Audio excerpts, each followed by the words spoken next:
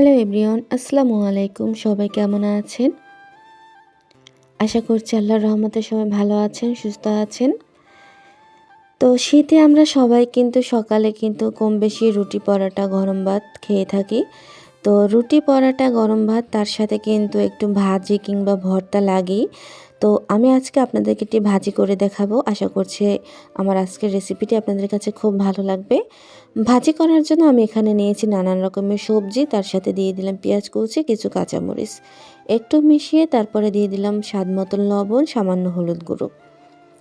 এখানে আমি পেঁয়াজ কলি নিয়েছি, গাজর নিয়েছি, আলু নিয়েছি, শালগম নিয়েছি, মূলা নিয়েছি। আপনারা চাইলে আরও ২-১ রকমের সবজি অ্যাড করতে পারেন। তো আমি এগুলো দিয়েছি। তো প্রথমে কিন্তু আমি একটু জিরা আর শুকনো মরিচ ফোড়ন দিয়ে নিয়েছি। তাতে কিন্তু ভাজির ফ্লেভারটা অনেক সুন্দর হয়। তো এই তো আমি কিন্তু খুব ভালো করে মিশিয়ে তারপরে কিন্তু ঢাকনা দিয়ে দিলাম।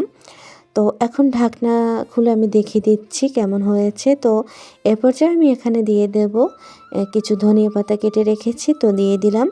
তো ভাজি কিন্তু আমার হয়ে গেছে। দেখুন, এই ভাজিটা কিন্তু আপনি রুটি, পরোটা, গরম ভাত সবটার সাথেই চলে যায়। তো আজকের ভাজিটা কেমন হয়েছে অবশ্যই কিন্তু আমাকে কমেন্টে জানাবেন। চাইলে এখানে মিষ্টির জন্য একটু চিনিও দিতে পারেন, তো আমি আর চিনিটা দিলাম না। তো আজ এখানেই বিদায় নিচ্ছি। সবাই ভালো থাকবেন, সুস্থ থাকবেন।